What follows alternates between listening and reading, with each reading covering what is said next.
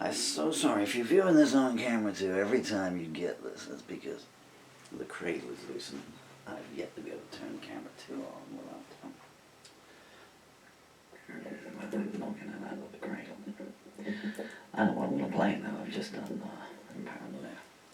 I found this, which is a set list. Crumpled old thing here. Somewhere in this house is a David Bowie reality tour.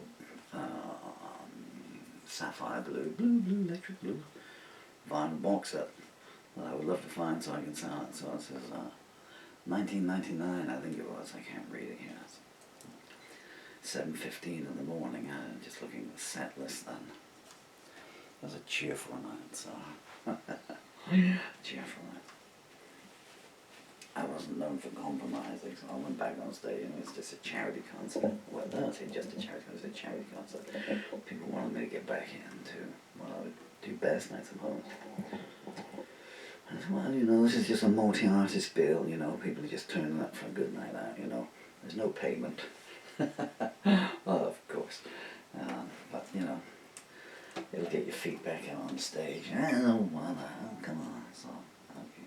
So, and that's, all these 19, 20-year-olds at the front, you know, obviously the older people at the back, like, you know, they come out, singer of Paranoia, and we just wanted a good night out. We don't want to hear about starving children and domestic abuse. But anyway, someone has to do that stuff. I'm going to try Bitter Realities. Can one sing Bitter Realities? Wearing leg braces.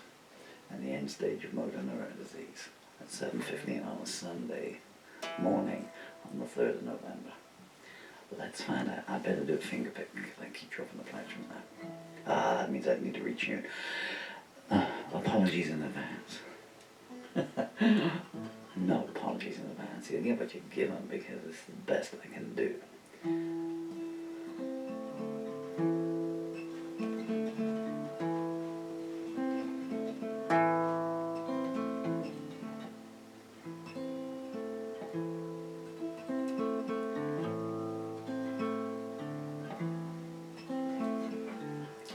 Sadness in an angel's eyes, hatred in her racist lies, and the politician so quick to despise the broken without the strength to rise from dysfunctional clay foundation jungle of society.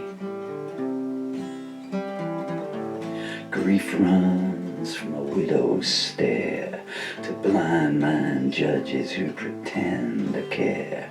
The justice gets seemed to be fair to the nameless masses who are unaware. The law only works for those with power, wealth, and notoriety.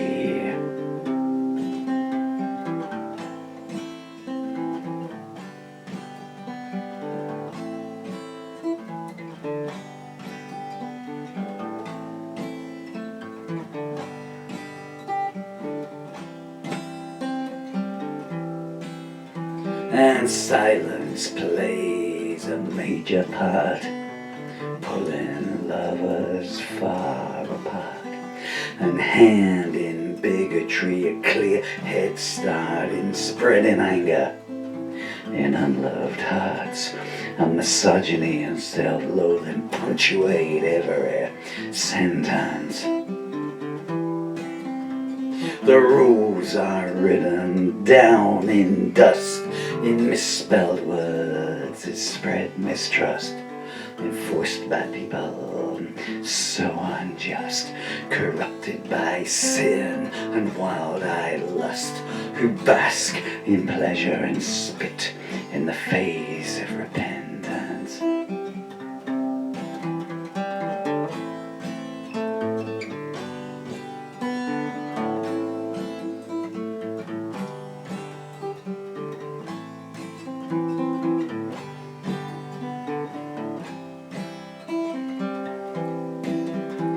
You're fooled into false security, told that all men are born free, while the wiretaps and closed-circuit TV make a lie a democracy.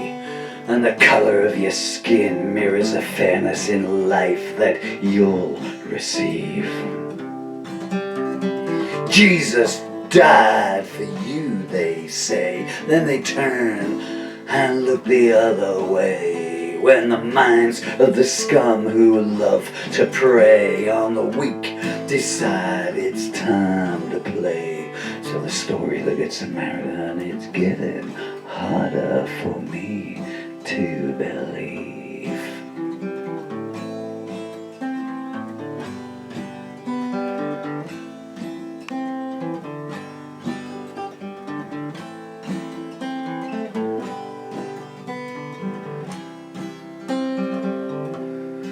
There's bad news everywhere you look. Pornography in every book. And the churches are full of blue-eyed crooks who long ago forsook the ways of God for the short-term pleasures of the flesh. There's drugs being bought by 10-year-olds, teenage bodies being bought and sold, sisters of a mercy dying of cold. And if the truth is due to be told, it's time someone said there's not much hope in this world left.